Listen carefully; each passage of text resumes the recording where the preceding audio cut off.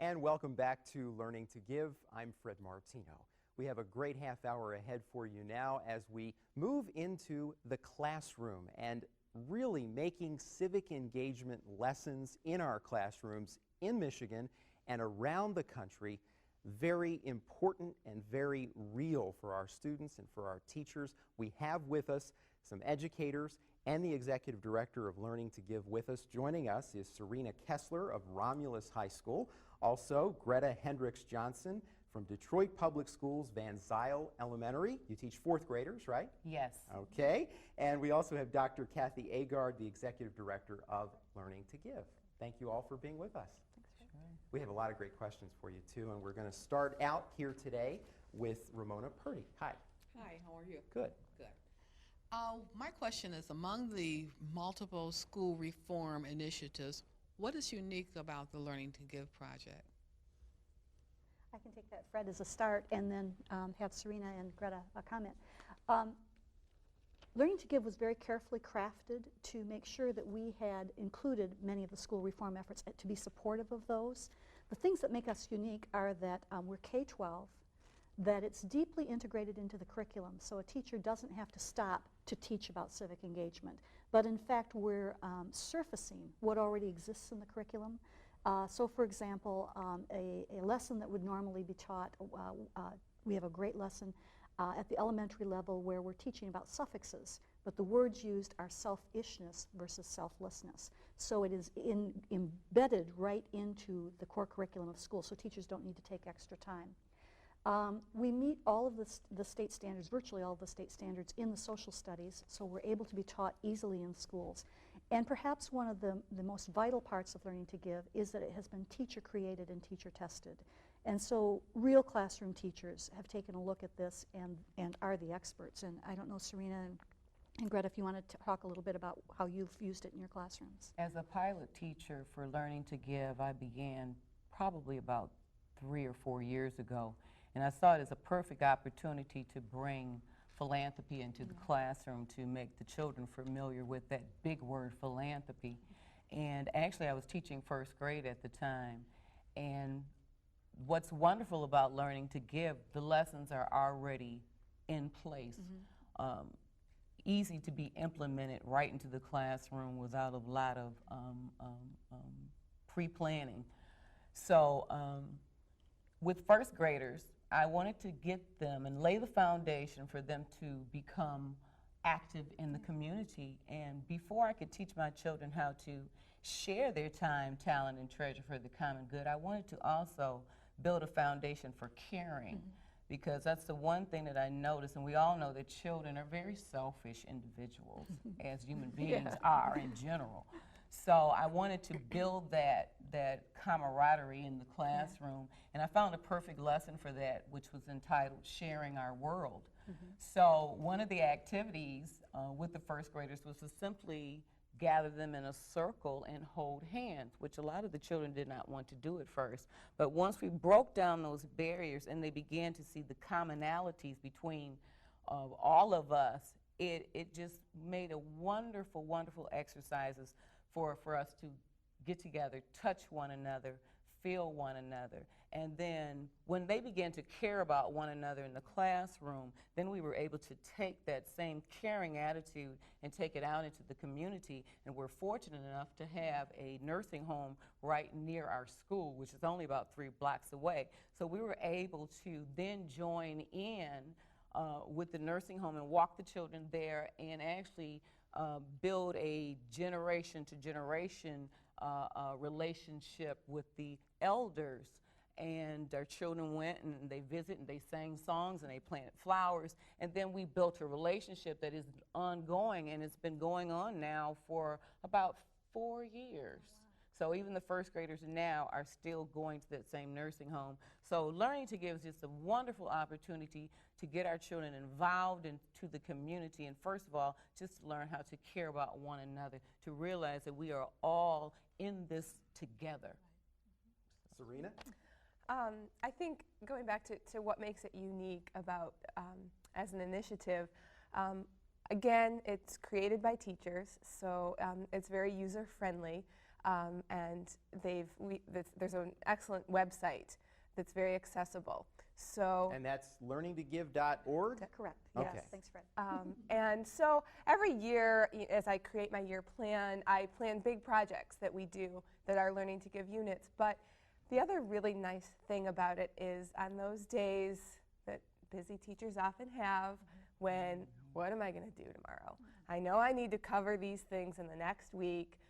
Get on the website, type in a few keywords, look up certain benchmarks that you need to cover, and those lessons are then provided. And So, Serena, I think this is probably going to get easier and better for you if you have more teachers like Greta who at the younger ages get the kids Absolutely. thinking this way. I mean, it really hit me when you said you have to make sure to teach the kids how to care Yes. and to show them how important that caring is. And it made me think about when I was in school, that when lessons came alive, it was not just what was in the classroom or in a book, but what was happening in my life and the Right. lives of my friends and my family and current events, this is all connected to that. So we're not just making better students, but we're making better learners, aren't we? Because they're becoming more engaged. Yeah, another piece of it, Fred, is that the Learning to Give really has a content piece that makes it unique, because the knowledge that's being transferred really has been created just in the last 20 years at the graduate level at universities like Grand Valley. And what's been happening is the university faculty have been looking at the role of the civic sector, the nonprofit sector, and what it does. And they've started to develop that into a series of theories and context. What is the relationship to geography? What is the relationship to economic systems? You know, what has been the impact in history? And that knowledge pool really is now being translated by these wonderful teachers into the K-12 level. So it's a translation process from theory to practice. Okay, we have another question now. Pete Emerson. Hi, Pete. Hi, how are you, Fred? Good. Do our students have the right skills to be connected and learn their democracy? It seems that we overuse the internet and TV as friends, and we may be losing our front porch social skills. What skills can we teach in school to reconnect them to each other and learn about the democratic process? Let's start with Greta on that. I actually believe that children learn the skills in kindergarten. We start at the kindergarten level. So that's what's important. As they go from grade to grade, we are laying the foundation for them to become good citizens and to learn the skills that they need. Being part of the master's program for Learning to Give, and this is one of our components, is making sure that it is ingrained in the curriculum. And I want to just pull from some of the work that I've done. It is the first objective of civic education is to provide students with the information that details the foundation, the structure, and inner workings of the democracy. And I think that's very clear, is that our children understand what democracy means, first of all, that they're clear on the inner workings of what democracy entails. And we begin that in the lower elementary stages. The National Council of Social Studies has a wonderful vision statement that provides us with a list of learning activities that promote civic education. So it's our objective for the students to learn the social aspects of the human condition. And I think what's most important when we are teaching civics and democracy to our children is to be honest with them. Our country is a wonderful country, but are we perfect? No. So I actually think that when teaching, we also have to go back and also go into some of the untruths that we have learned and to correct that, to make clarity for the children. And I think that's the most important thing an educator can do is to be honest with our students and teach them to question and teach them to become involved, and we are laying the foundation at a very early age, and hopefully that will carry on into high school and beyond into adulthood. Talk about a segue there. Yeah. Well done. And in high school, Serena. I mean, what are some ways to do that? This is such a great point that as you pointed out, the front porch skills, and I was thinking about that before we did the program today, that when I was in school, computers were nothing like they were today, and now students have a lot of that, one-on-one relationship with a computer screen. How do you foster more front porch skills, so to speak, in the classroom? Well, I think one of the things that we have to do, and Dr. Westheimer talked about it earlier, is use technology to do that. So it's not necessarily the enemy. So use the internet to create communities, to create writing communities, giving communities. And so that's something that we can use technology for. But I also think that one of the great things about learning to give is it does get students out of the classroom. We teach a lot of communication skills, learning to talk with people who are different from them, learning to talk with adults who are in charge of nonprofits, and how to find out how they can help. So this program fosters a lot of those types of communication skills. And Dr. Agard, of course, helpful. not only is this program doing that, but as you know, there are a lot of schools around the country that are requiring volunteer efforts or community service. They call it a lot of different things for graduation. Your thoughts on that?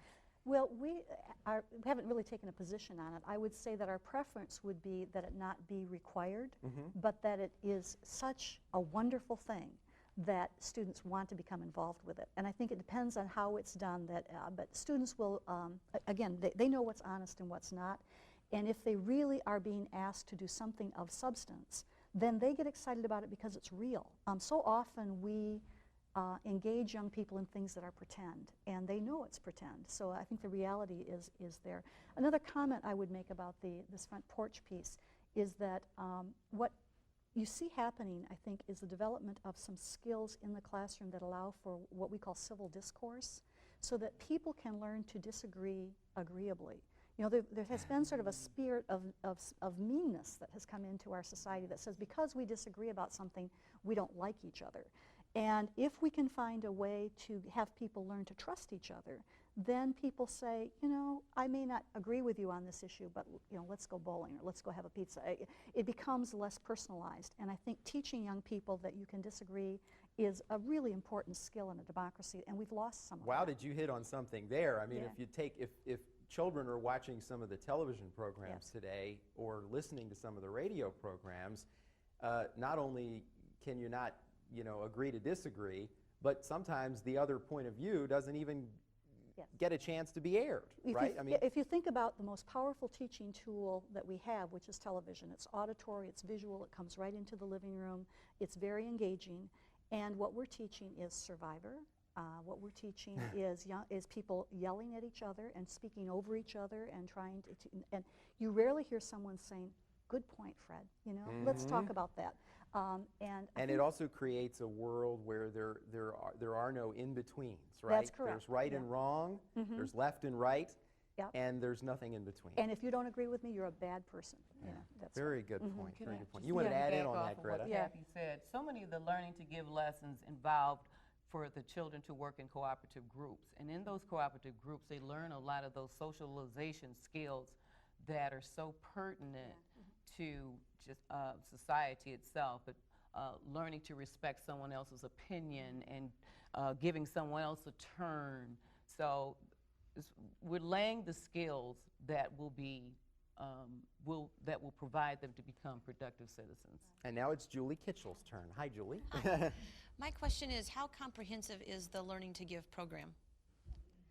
It's been very carefully crafted, and thank you for the question. The Learning to Give project really looks at several components. One was the creation first of what should young people learn. And we tried to define, working again with classroom teachers, what it is that we want to have as an outcome.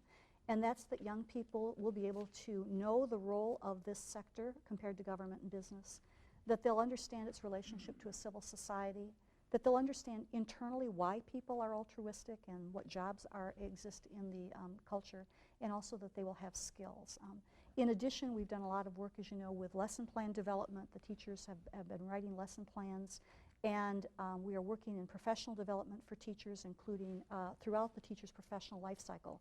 And I'll put another yeah. plug in for that website, learningtogive.org, because Yes. you have lesson plans on the website, right? Yes, in fact, the website is very comprehensive, and we have, because we have been the recipients of philanthropic dollars from major foundations like the W.K. Kellogg Foundation and the Lilly Endowment and Grand Rapids Area Foundations to the Grand Valley Program, we have been able to then make all of that material available for free on the website, and people can download, go to it, and it's also very useful, we're finding, for people who are youth workers, like 4-H leaders and Girl Scout leaders and Boy Scout leaders, and also people who are engaged in religious instruction in their religious tradition. So any kind of teaching, really. Learningtogive.org, and there are no spaces in the address, There are no right? spaces in the address, thanks. Chuck Bailey has a question. Hi, Chuck. Yeah. Hi.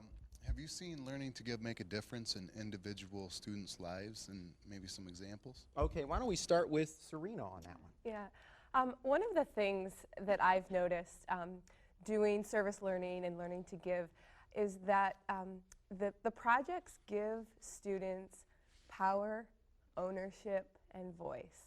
And so yes, that's made a difference. And I think that then sort of leads into becoming more civic, more democratic citizens when they actually have some ownership over something. I'll never forget, I took a bunch of students who I had done a project with. They had actually put on a volunteerism symposium for other high school students around our state. And they, in groups, they chose an organization and an issue that they were very interested in. They researched it, they went and they volunteered. And then they shared that and engaged other high school students from other schools in discussion about that. And I had very definite ideas about what I wanted the students to learn in that list of objectives at the beginning of a lesson. And I took a group of students to actually present to some college students about what they were doing. And one of the students completely surprised me by telling what she learned was completely different from what I had planned for her to learn. And so it taught me to let go a little bit, and that what she had learned was just as powerful as what I wanted her to. So it gives students power and ownership over their learning and a voice to express that. And so that's made a big difference. Greta, you've talked about students going to nursing homes, Yes. engagement in the classroom, holding Yes. hands. Other examples? Actually, even not just in the classroom, but even after school, because I have implemented an after-school program, and I've brought in a lot of the principles of the Learning to Give program into the after-school program. So the children have, it's a forum for them to have a voice and to talk amongst themselves. So many of our children don't have that forum. We hear arguing and discord throughout the day, but children need that opportunity just to talk about what's troubling them, affairs in the school. These are our future leaders, so I'm trying to prepare these students to step up and to become the leaders in the school. So they are making wonderful decisions in the after-school program about what type of service learning they want to participate in, as well as some of the programs that they want to bring into the school climate, such as student council and conflict resolution. So this is all coming out of the Learning to Give program. And that comment, Fred, that the project has been really carefully evaluated by a team of researchers from Michigan State University. And one of the things that we're preliminarily finding is that we appear to be having a very positive impact in classroom behavior and in the climate of the school. And we think maybe that's because we're giving young people a language to talk about the common good, to talk about civic virtue, to talk about big ideas about what it means to be a citizen in my classroom and a citizen in my school. And that has been a preliminary piece that we're hoping to test over the next 3 years in some of the schools that we've been mentioning. Okay, thank you for that. And we have Cathy Cole now. Hi, Cathy. Hi. O'Connell states in his book that there is a universal and unquenchable hunger for participation and influence within one's own surroundings and in matters affecting one's own destiny. And I guess my question is, do you really think there is this universal and unquenchable hunger I'm somewhat of a skeptic. Convince me. Serena, you have that tough job. Tall order. I agree with that. I think that there is. I find that when I do projects with my students, that gives them some immediate control over what they're doing. They are much more engaged. The behavior is much better. I think that there is that need to have that power over their surroundings, and so we need to give them opportunities. And sometimes it's small. Sometimes it is regarding something just classroom or school-based, and then we like to build on that and get into the community and do that type of thing. This is a great opportunity. We've talked yesterday about getting student governments involved in real issues. And I think that there is a need to do that, and we need to help frame that for students, and we need to give them some voice in that. And I think that where they go with that is pretty amazing.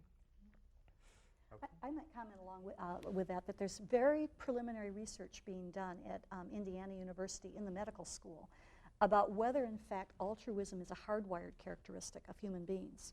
And some of what we had heard at a lecture yesterday about social capital and its impact on physical health might point to the fact that, in fact, we as a species are a species that are meant to work in groups together, and that's hardwired into our being as well as a part of our emotional well-being. So it's very preliminary. People are taking a look at that now to find out how fundamental being a part of a group is to being a healthy person. Okay. Another question now from Charlotte Aronson. Hi. Hi, Charlotte. Teaching citizenship boils down to teaching values. I was raised to believe that giving and helping was a good thing. But I know a lot of my students have not been raised that way. They've been raised to take care of themselves, and they live in a dog-eat-dog world that I didn't. The question with which I grapple is, who am I to impose my values on them? Greta, tough. To impose our values. I think as educators, that is one of the things that we do, because we have to look at the foundation of education and what it was, what's the purpose of education. It has a faith-based foundation. I think we would all agree to that. Philanthropy is faith-based. Giving charity, helping others. As far as our value system, the American education system is set up so that we can prepare our individuals, our students, to be caring, productive citizens. And in order to do that, we must have a shared vision and a shared norm and shared expectations and a shared value system. And to use the words of Brian O'Connell, there must be a framework of law, unwritten customs, conduct, and values to channel and guide human behavior. That's the bottom line. So it's not my value system, but as American citizens, when you look at what the founding fathers, what their initial goal was, and we look at the common thread of we, the people, we are all created equally. So as educators, it's important for us to make sure that our children have that moral foundation, because in a civil society, that is the common thread, that there are rules and expectations and norms that we must all abide by, because there are consequences. There are natural laws that govern us. So I don't think it's a thing of imposing our value, but as American citizens, I think that we all need to have a shared value system. No, go ahead. I was just going to respond to that as well. On a more practical level, I don't always make my students do every project. The first year I did a Learning to Give unit, I had a student who absolutely did not want to volunteer. He was not going to do it, and I didn't make him. And so he did an alternate assignment, and during the reflection period, he had to be involved in that. And he watched all of the other students reflect on their experiences and discuss their experiences. And he came up to me afterwards and said, I'm really disappointed that I didn't do this. And so it was a powerful thing for him. And That's a moment you'll never forget as a teacher either, is it? Right. So he learned what he needed to. We have one more question I want to get to here. Claudia Zeldin. Hi, Claudia. Hi. We've talked a lot about what teachers can do to help raise active citizens, and my question is, what can the public sector, the corporate sector do to help schools give students the opportunity to get involved, to gain interpersonal, work-related, and analytical skills? What can the audience out there do to help you? Okay, Serena, I know you have ideas on this, right?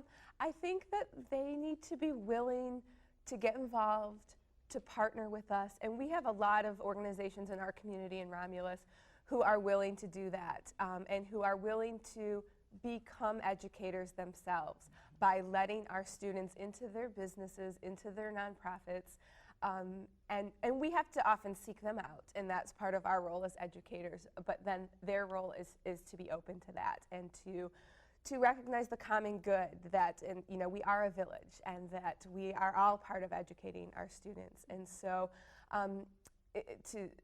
on their end, they could also contact schools.